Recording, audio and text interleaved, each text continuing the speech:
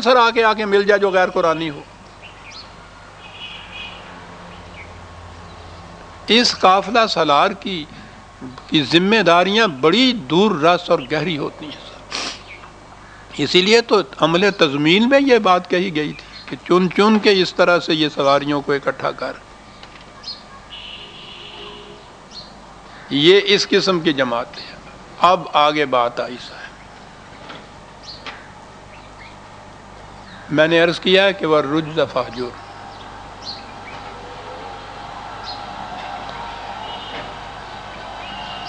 Programme ایسا ہے جس کے لیے بڑی استقامت کی ضرورت ہے. اسٹیڈ فاسٹنس، جم کے کھڑے ہو جانا، بڑی مستحکم چیز کے اوپر. اونٹوں میں ایک بیماری ہوتی تھی، وہ ہمارے ہاں بیلوں میں بھی ہو جاتی تھی عام طور پہ بیماری.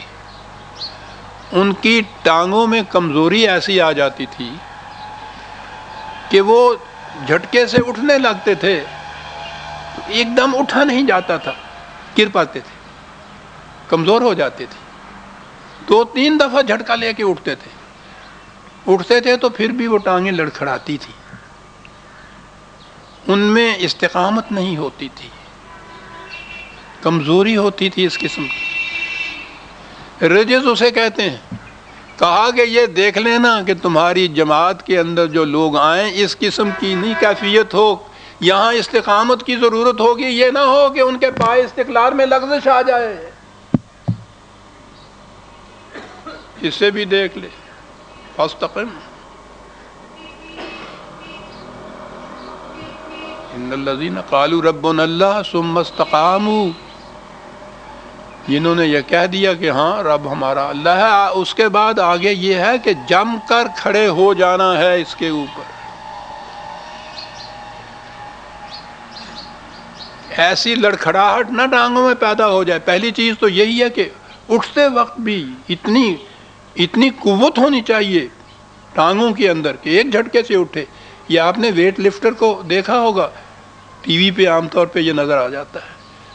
وہ کامیابی کے لیے پہلی شرط یہ ہے کہ جب وہ اٹھاتا ہے تو ایک جھٹکے کے اندر اس کو اٹھا لے.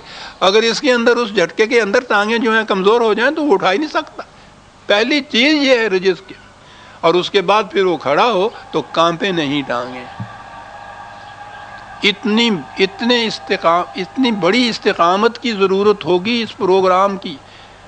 اس پروگرام کو اٹھانے والے، اس بارے گراں کو اٹھانے والے جو ہیں ان کے اندر اتنی قوت ہونی چاہیے کہ قوم کے وقت لڑکھڑا کے نہ اٹھیں، ایک جھٹکے سے اٹھ کھڑے ہوں.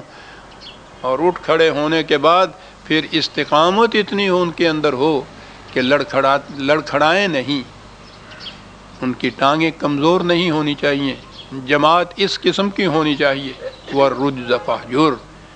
رجز کس کے اندر ہے تو پہلے دیکھو کہ وہ نکل جائے، اس کی اصلاح ہو جائے، تقویت ہو جائے اس کے اندر اتنی پیدا. یہ ہے جو جماعت تم نے بنانی ہے. اس جماعت کو لے کر ربوبیت عالمینی کے پروگرام کی ابتدا کرنی ہے. اور اس کے اندر جو خصوصی شرط ہے، بنیادی ہے، وہ اگلی آیت کے 2 لفظوں کے اندر آتی ہے. لیکن اگلی آیت تک آنے سے پیشتر میں چاہتا ہوں کہ ذرا دہرا دوں. یہ تھے وہ اس کا ترجمہ جو آپ نے پہلے دیکھا ہمارے ہاں عام تراجم کے اندر. یہی ملے گا آپ کو. اے لحاف میں لپٹنے والے کھڑا ہو، پھر سنا دے، اور اپنے رب کی بڑائی بول، اور اپنے کپڑے پاک رکھ، اور گندگی سے دور رہ.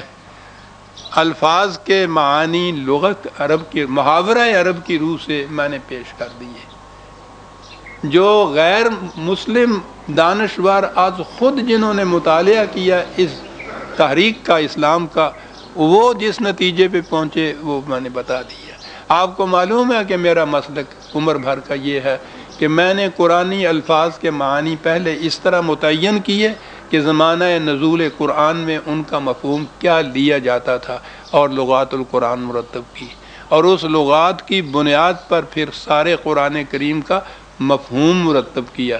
تو جی نہیں چاہتا کہ آگے بڑھ جاؤں، اور جو میں نے مفہوم متعین کیا ہے وہ اللہ تعالیٰ کی توفیق فضل کی ضرورت سے ہے، خود اپنے متعلق نہیں کچھ کرتا۔ ان آیات کا مفہوم القرآن میں جو آیا ہے میں وہ بھی پڑھ دیتا ہوں۔ اے وہ کہ جس کے ذمے عالم انسانیت کو سنوار کر ایک جہان نو کو وجود میں لانے اور اس طرح حق کے نظام کو ہر نظام باطل پر غالب کرنے کا انقلابی پروگرام ہے، اٹھ۔ اب اس طرح سے تخاطب کیا جائے گا جس کو، پھر اس کے بعد اس اٹھ کے معنی تو خود ذہن میں آ جائیں گے نا، رائز، اٹھ اور خدا فراموش انسانوں کو ان کی غلط روش زندگی کے تباہ کن نتائج سے آگاہ کر، اور خدا کے نظام ربوبیت کو اس طرح متمکن کر دے کہ کبریائی صرف اسی کے لیے ہو، اس سے خود تمہیں بھی دنیا میں بڑائی حاصل ہو جائے گی۔ اس کے لیے ضروری ہے کہ اپنی سیرت و کردار کو نہایت پاکیزہ بنایا جائے اور اس دعوت و تحریک کو ہر قسم کے ناپسندیدہ عناصر سے پاک و صاف رکھا جائے، اس لیے کہ یہ کوئی ایسا میکینکی نظام نہیں کہ جس نے چاہا اسے چلا لیا۔ اس کے لیے خود اس دعوت کا صاف اور شفاف رہنا اور اس میں شامل ہونے والوں کے قلب و نگاہ کا پاکیزہ ہونا بنیادی شرط ہے۔ اس قسم کے رفقا کو اپنے ساتھ لے اور ان کی ایسی تربیت کر کہ ان کی سیرت میں پختگی پیدا ہو جائے جس سے وہ اس بار عظیم کو آسانی سے اٹھا سکیں اور ان کے پائے استقلال میں کہیں لغزش نہ آنے پائے۔ وہ اس بوجھ کو لے کر اٹھیں تو ان کی ٹانگیں لڑکھڑا کر نہ رہ جائیں۔ یہ مفہوم القرآن میں عزیزان ایمان میں نے اس کا مفہوم دیا ہے، اور اس کے بعد جو اگلی تاکید ہے اس قسم کی جماعت تیار کرنے کے بعد جو کہا گیا ہے کہ اب بتا دے اس پوری جماعت کو، کیا بتا دے؟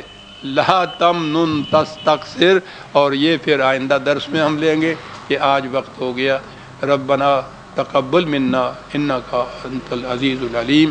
یہ ساری صورتیں ہی آپ دیکھیں گے انقلابی منشور پروکلیمیشن کی یہ صورتیں ہیں عزیزان ایمان، ایک ایک صورت، اس کا ایک ایک آیت کا ایک ایک لفظ اس انقلاب عظیم کی شہادت دیتا ہے جسے لے کر نبی اکرم صلی اللہ علیہ وسلم تشریف لائے تھے۔